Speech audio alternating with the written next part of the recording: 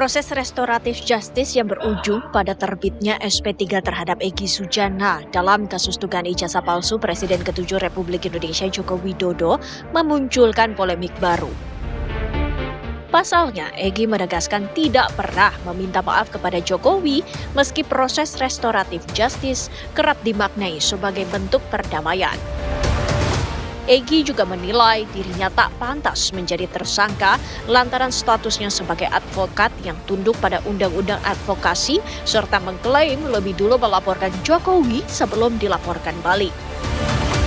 Sementara itu untuk proses hukum untuk tersangka lainnya, yakni Roy Suryo, Rizwan Hasiholan Sianipar, serta Tifauzia Tiasuma alias Dr. Tipa tetap dilanjutkan. Publik pun mempertanyakan jika tidak ada permintaan maaf, lantas apa dasar utama restoratif justice diterapkan hingga penyidikan dihentikan? Apakah restoratif justice benar-benar murni demi kepentingan hukum atau ada kompromi lain di baliknya? Tim TV One mengabarkan.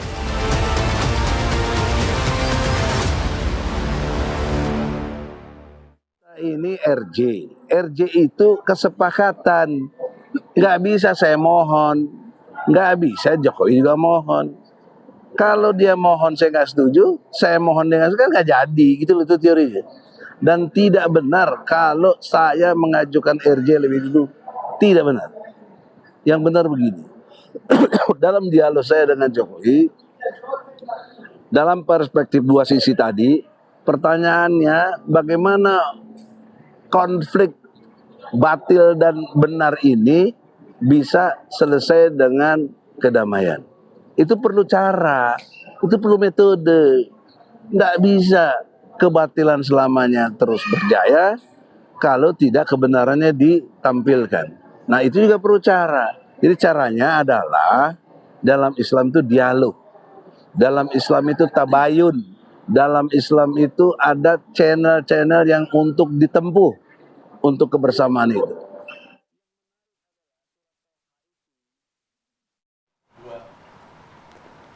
Ya, tadi kita sudah menjelaskan bagaimana penjelasan dari Bang Egy, kemudian juga Bang Damai juga memang sudah mengutarakan bahwa masih menjadi misteri. Di mana kata maaf dari pertemuan antara Pak Jokowi, Bang Egy, dan juga Bang Damai hari Lubis. Kok bisa langsung damai tanpa ada maaf-maafan? Itu dia. Ya? Memang terkadang suka sulit dicerna bagaimana ada dua pihak yang berseteru, bertemu, kemudian muncullah SP3, restoratif justice, tanpa ada kata maaf. Nah itu, kita tanyakan aja langsung ke narasumber yang sudah hadir di studio.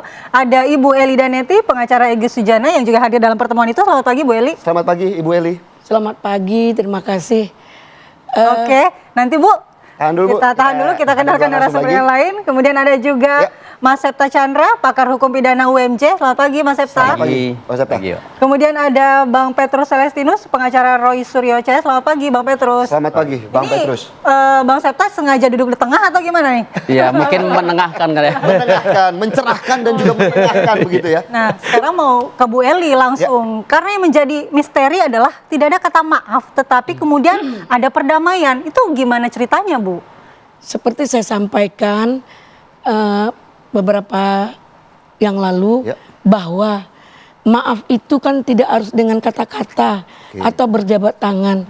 Jika sudah ada kesepakatan itu kan berdamai. Ya itulah yang dikatakan RJ dalam yang keempat. Ya kan? 1, 2, 3, 4. Apabila RJ itu apabila unsur hukumnya tidak terpenuhi, bla bla atau segala macam, dan yang keempatnya apabila mereka sudah sepakat untuk berdamai. Sebentar Bu Eli, saya juga punya arti atau makna dari restoratif justice, pendekatan atau metode spesifik dalam penyelesaian perkara pidana yang berfokus pada pemulihan korban dan hubungan sosial. Restoratif justice bagian dari sistem penyelesaian hukum tetapi dengan prinsip yang berbeda, yaitu dialog, mediasi, dan kesepakatan bersama antara pelaku dan korban untuk mengembalikan keadaan seperti semula. Bukan hanya pemindahan, tapi kalau ada dialog dan juga kesepakatan, tidak diawali dengan maaf-maafan, itu caranya kayak gimana Bu? Itu terserah pribadi. Yang punya perkara ini adalah antara Egy Sujana dengan Pak Jokowi. Pak Jokowi ini delik aduan. Pak Jokowi mencabut atau berkenan untuk berdamai, clear itu. Oke. Ada masalahnya apa? Ya kan? Satu, yang kedua, Bang Egy kenapa tidak minta maaf? Ketika Bang Egy menyampaikan, maaf Pak, saya datang ke sini ada dua hal. Pertama, tidak minta maaf. Kedua, tidak ada media. Oke. Tapi kok bisa gitu Bu, berdamai kalau ini tidak mau saya minta maaf? jelaskan. Kemudian, kenapa saya tidak minta maaf? Salah saya apa? Saya sudah menggugat ijazah SMA dan sudah ingkrah berkekuatan hukum yang tetap. Karena di persidangan itu ijazah itu tidak diperlihatkan, saya buat laporan. Sementara klien saya ditahan. Oke. Dua, Gus Nur dan Bambang Tri. Saya tidak tinggal diam. Saya buat laporan. Nggak bisa dilaporkan LP, saya buat Dumas. Yang penting ini saya proses. Artinya dari pertemuan Pak Egy dan juga Pak Jokowi ini adalah di sana membahasnya tidak ada alat bukti begitu sehingga akhirnya muncul restoratif justice atau seperti apa? Bukan. Setelah itu kan akhirnya bagi saya Pak, salah saya di mana? Saya ingin membebaskan klien saya karena dia ijazah itu tidak diperlihatkan di persidangan. Kata Bapak itu kan. Kemudian dibilang, nah sekarang kaderullahnya klien saya dibebaskan oleh amnesti. Oke. Begitu saya case close. Baik, mungkin Nah, baru dijawab oleh Pak, itu understanding. Kalau memang case close ya sudah selesai. Baik. oke. Udah. Terima kasih Bu Eli. Saya sebelum ke Bang Petrus langsung ke Bang Chandra dulu, Bang. Masuk akal nggak sih, Bang? Iya, masuk akal saja kan gitu loh. Yang namanya pemaafan itu kan dari korban ya gitu ya. Cuman metodologinya, caranya seperti apa tentu berbagai macam seperti itu. Dan bisa jadi kata permohonan maaf tidak secara eksplisit keluar dari Pak Egy Sujana Tapi misalnya, Abang kan bilang pemaafan, masa langsung dimaafkan tanpa diminta gitu? Iya, pasti tidak begitu. Pemaafan itu kan Pak Jokowi memberikan respon pemaafan itu kan akibat. Pasti ada sebab sebelumnya. Tadi apa? Datang ke rumah Pak Jokowi, silaturahim apa istilah nama lainnya gitu ya. Itu salah satu itikat baik. Dan itikat baik dari dua belah pihak itu untuk bertemu itu salah satu syarat utama untuk restoratif justice. Gitu. Tapi niat kedatangannya apa sebenarnya kalau tidak untuk minta maaf gitu? Lah itu dia, datang itu sebenarnya pasti niatnya untuk minta maaf. Tetapi kan Pak Egy mengatakan saya tidak pernah mengatakan permohonan maaf. Tadi saya bilang bisa secara eksplisit, bisa juga secara implisit. Dengan datang itu dipahami oleh Pak Jokowi, dihargai sebagai itikat baik untuk minta maaf. Maka saya memberikan pemaafan itu, kata Pak Jokowi. Bukan disambut, gengsi gayung dong bersambut berarti gitu loh. Ini bukan berbicara gengsi berarti ya untuk menyatakan bahwa kita minta maaf atau mungkin seperti apa dari pertemuan dari antara Pak Egy dan juga Pak Jokowi begitu. Betul, jadi ini kan terjadinya pertemuan itu sendiri sebuah proses di dalam RJ itu gitu loh. Kalau tidak ada itikat baik dari kedua belah pihak untuk bertemu, maka perdamaian atau RJ itu tidak akan bisa terwujud. Makanya kemudian terjadilah RJ itu. Gitu. Boleh dia mau menjelaskan sedikit? Gengsi nggak sih Bu? Minta maaf Bu. Kita punya karakter berbeda. Oke. Karakter Bang Egy itu sebagai seorang aktivis murni puluhan tahun, dia tidak akan pernah terpengaruh oleh apapun. Dia itu terlalu prinsip. Kalau minta maaf salah saya apa? Tapi kalau berdamai silakan. Kalau minta maaf berarti diakui atau segala macam. Ini kan persoalan itu bagi dia udah clash, udah apa nama dianggapnya clear. Makanya di close. Ya, bagi dia. Kalau tentang peributan yang sekarang kan ijazahnya ijazah S1. Bang Egy nggak ikut-ikut karena dia udah sakit. Ya kan semenjak itulah Bang Egy itu sakit. Kalau saya boleh lihat apa yang berdarah dari perut Bang Egy keluar, mungkin kalian tidak tega menghina Egy. Oke. Oke Bu, mungkin Pak Jangan salah menilai. Bang Petrus menanggapi katanya yang dipermasalahkan Bang Egy bukan jasa S1, jadi nggak ikut-ikut. Apakah Anda menilai bahwa tidak adanya permohonan maaf dari Bang Egy ini ya sah-sah Artinya saja? abu-abu Ya, jadi gitu ya. Kayak abu-abu gitu Bang. sebetulnya permintaan maaf itu kan salah satu tawaran dari undang-undang. Oke.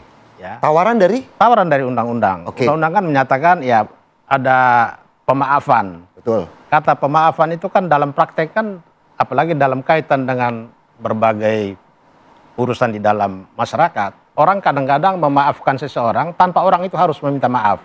Oke. Karena dia memahami suatu situasi di mana orang yang diposisikan sebagai pelaku pada posisi yang harus dimaafkan. Kan dalam banyak kasus kita tidak perlu harus yang bersangkutan meminta maaf.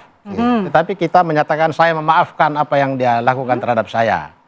Jadi kalau Pak Egy Sujana, rekan saya ini dalam pertemuan itu menyatakan, bahkan sebelum pertemuan menyatakan, pokoknya tidak ada permintaan maaf. Kemudian dari pihak Pak Jokowi menyatakan, ya saya understanding. Artinya ada saling pemahaman. Yang penting buat kedua belah pihak ini perkara diakhiri antara mereka. Tapi kenapa ya begitu kekeh ketika semua orang melihat niat ataupun mens rea dari kedatangan Pak Egy ke Pak Jokowi dikatakan bahwa oh ini pengen minta maaf. Tapi kok begitu sulit untuk kemudian diartikan bahwa kedatangannya Pak Egy dan Pak Jokowi itu adalah sebuah proses pemaafan begitu. Apa nggak enak karena sama tujuan Pak Pak Nggak Egy kan- enak kali sama Bang Roy. atau Tujuan seperti Pak apa, Egy Bang kan Roy? sebetulnya Oke. perkara ini dihentikan. Ya, Dan syarat penghentian dalam situasi pada waktu itu harus keluar dari mulut Pak Jokowi. oke. Padahal syarat penghentian penyidikan dalam perkara ini secara lebih terhormat harusnya penyidik melihat pada posisi para tersangka ini. Ya. Yaitu seperti Pak Egy dan kawan-kawan ya dalam melakukan pelaporan ke Bareskrim dan lain-lain itu kan dalam rangka melakukan peran serta masyarakat. Oke. Yang oleh undang-undang dilindungi dan tidak boleh dituntut. Kemudian Pak Egy dan Damai Hari Lubis adalah advokat. Mereka dalam perkara ini melakukan pembelaan terhadap kliennya dan terhadap kepentingan umum yang harus diselamatkan. Itu ada kekebalan. Kemudian di dalam pasal 10 ayat 2 Undang-Undang Perlindungan Saksi dan Korban juga menyatakan tidak boleh dituntut. Kalau mau dituntut, tunggu proses perkara yang dilaporkan ini dilaksanakan dulu. Jadi berbagai alasan itu sebetulnya tanpa Pak Egy meminta penghentian atau restoratif justice ke Jokowi, penyidik seharusnya menghentikan perkara ini sejak penyidikan dimulai. Oke. Karena ada alasan yang sangat kuat dan sangat terhormat perkara ini dihentikan karena banyak alasan pembenar yang harus dipertimbangkan dan menjadi bahan untuk penghentian penyidikan. Iya, tapi Bang Petrus sendiri bilang bahwa pemaafan itu datang dari Pak Jokowi yang merupakan korban. Kok bisa ada maaf tanpa ada sebabnya gitu. Nanti kita akan lanjutkan di Apa Segmen Kabar selanjutnya. Indonesia Pagi usai jeda. Lanjutkan dialog di Apa Kabar Indonesia Pagi. Saya mau ke Bang Septa Chandra dulu. Bang Septa, apakah dalam literatur hukum pidana ini memang permintaan maaf itu tidak menjadi syarat utama dalam sebuah restoratif justice? Iya, memang tidak ada disyaratkan secara normatif ada permintaan maaf. Yang jelas di situ ada pemaafan dari korban. Ya, jadi tentu pemaafan dari korban itu menjadi syarat adanya perdamaian. Dan perdamaian itu kan lahir dari itikat baik dari kedua belah pihak. Jadi kalau hanya pihak Pak Egy mau bertemu, Pak Jokowi tidak, nggak akan terjadi. Mau berdamai, ini juga terjadi. Kan perdamaian ini kan salah satu, perdamaian melalui restoratif justice ini kan salah satu bentuk penyelesaian sengketa lah, dispute di antara kedua belah pihak di luar pengadilan kan, out of court gitu loh. Sehingga sangat tergantung itikat baik kedua belah pihak.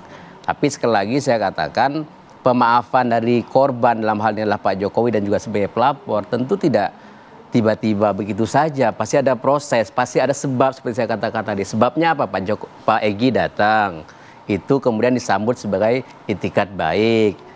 Kemudian berbicaralah diskusi-diskusi sebelum tabayun istilahnya Pak Egy tadi, itu kemudian yang dipahami sebagai permohonan maaf. Ada pengakuan, Tapi Bang Sabta, sehingga kemudian pemaafan diberikan. Oke, Gitu.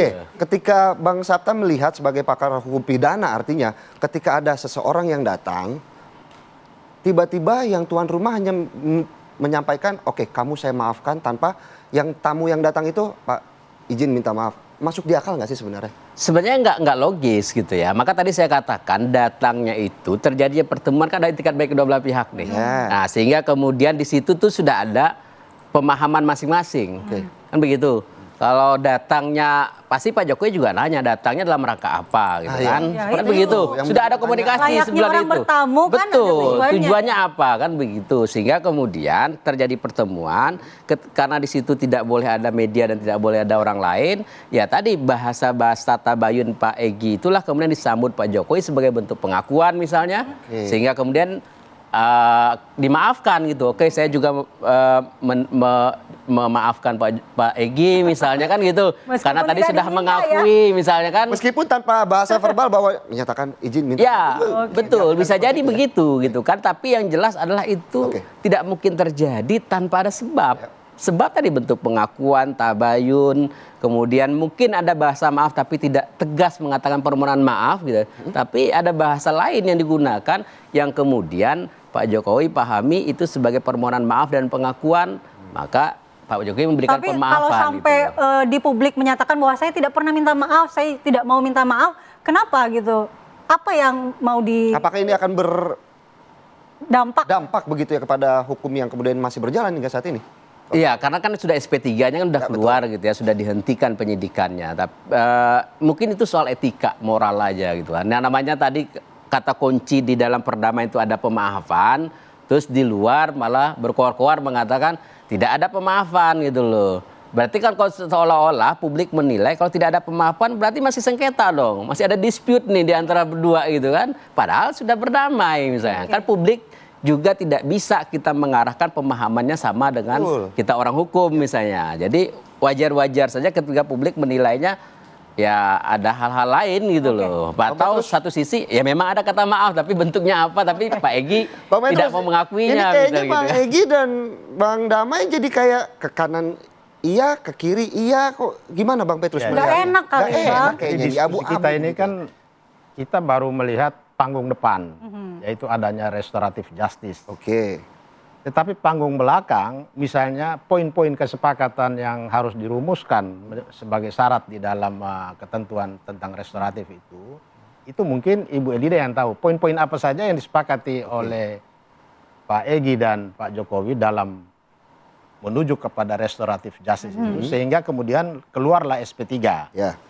Karena untuk mendapatkan SP3 itu kalau mengacu kepada ketentuan restoratif justice di dalam KUHP baru, itu harus dirumuskan, kedua belah pihak harus membuat kesepakatan itu secara tertulis. Karena itu akan menjadi dasar dan SP3 itu kemudian menurut ketentuan itu harus dimintakan penetapan ke pengadilan. Nah ini yang mungkin Ibu Elida lebih banyak menjelaskan. Tapi Bang Petrus ada nggak sih komunikasi dari Bang Egy dengan klien Anda setelah pertemuan itu mungkin? Karena dengan kan Pak Roy klien Anda sempat bilang ada kecewa komunikasi, dengan adanya seperti ini. Tapi yang kita mau katakan di sini seperti penggunaan restoratif justice mengacu kepada KUHP yang baru, itu juga sebetulnya secara hukum bermasalah. Karena di dalam ketentuan peralihan pasal 361 itu yang juga menjadi rujukan di dalam SP3 itu, ketika perkara ini masih dalam penyidikan, maka yang menjadi acuan adalah KUHP. Sementara di KUHP kan tidak mengatur soal restoratif justice. Sehingga ini juga jadi problem, sehingga tadi saya katakan sebetulnya yang lebih pas itu SP3, tapi melihat kepada posisi Pak Egy dan kawan-kawan dalam memperjuangkan persoalan dugaan ijazah palsu ini demi kepentingan umum, di mana pasal 310, pasal 311, pasal 27A, dan seterusnya sepanjang menyangkut pencemaran nama baik, itu ada alasan pembenar. Artinya itu walaupun tindak pidana, tetapi oleh undang-undang membenarkan. Kenapa? Demi membela kepentingan umum yang lebih besar. Kepentingan pribadi harus dikorbankan. Ya, tapi nyatanya kan cuma Pak Egy dan Pak Damai yang dapat SP3. Loh ya, tapi SP3-nya lewat restoratif justice yang itu sepenuhnya hak kedua belah pihak untuk menempuh itu. Kalau tanggapan dari 6 tersangka lainnya, mungkin Bang Petrus juga bisa menyampaikan seperti apa? Karena kan juga ini kan artinya ya mereka, ya teman-teman paling hanya menyesalkan bahwa ini perjuangan bersama, tetapi yang dua sudah terlepas dari perjalanan bersama. Tapi kan ada ini. upaya tetap untuk menjaga perasaan Pak Roy dengan mengatakan bahwa saya tidak minta maaf, saya cuma datang dapat RJ begitu. Ya itu yang harus Ibu Elida yang... Tapi mungkin dari kacamata Bang Petrus seperti apa melihatnya? Itu kalau kita melihat itu hak pribadi masing-masing. Hak pribadi masing-masing karena dalam perjalanan perkara apalagi perkara pencemaran nama baik itu kan nuansa kepentingan pribadi dari terutama dari pihak pelapor itu kan lebih besar. Oke. Sehingga dia memaafkan. Perkara ini kan dihentikan atau diteruskan itu kuncinya ada di tangan pelapor, Ya. Oke. pengadu. Karena ini delik aduan sepanjang menyangkut pencemaran nama baik. Bu Eli kok kayaknya seolah-olah main dua kaki, Bu. Pergi komunikasi ke Solo, terus dapat restoratif justice, tapi di sisi lain tetap nggak enak sama Roy Suryo CS, masih Kayaknya bangun nggak komunikasi. enakan begitu ya Bu, melihatnya. Seperti Saya apa? tidak pernah berkomunikasi. Begini ya, Bang Egy ini sakit, dipitnah melarikan diri. Kemudian Tapi katanya tadi komunikasi kata Bang Petrus, Bu. kemudian Bang Egy ini dianggap dikeluarkan dari grup. Oke. Terus disitulah saya mulai serius menghadapi Bang Egy. Karena mereka seolah-olah tidak menghargai Bang Egy. Perkara ini awalnya dari Egy Sujana loh, dari 4 tahun yang lalu. Ya, tiba-tiba Roy Suryo muncul dengan awalnya di permintaan untuk saksi gelar perkara. Mulai dari situ Roy Suryo lepas dari dasar. Dia tinggalkan Egy. Dasarnya apa? Seandainya semua itu adalah awal dari Egy, dia harus koordinasi seharusnya. Ini main mereka sendiri, Bang Egy ditinggal. Oh gitu. Oh Iya. iya, Jadi- benar Bang Petrus main sendiri. Iya, beda. Nah, Tim kuasa hukumnya beda-beda. ya beda. Oke. Bagi kita, kenapa kita lakukan itu pribadi? Ingat, hukum pidana ini siapa berbuat apa. Jadi melekat. Dan kebetulan pasal yang dituduhkan kepada masing-masing berbeda-beda. Oke. Oke, makanya terjadi 2 klaster. Ya. Ya, yang satu adalah klaster pertama ada pengacara 3 orang, Ya. kemudian ada prinsipal. Mereka berdua ini adalah prinsipal dan juga harus dipertimbangkan juga, ya. Apalagi Ibu Kurnia adalah pengacara, ya kan? Itu juga. Terus yang 3 ini kan ahli. Betul. Apapun yang disampaikannya, seperti orang tuding saya, menghina saya, bahwa saya melihat ijazah itu asli.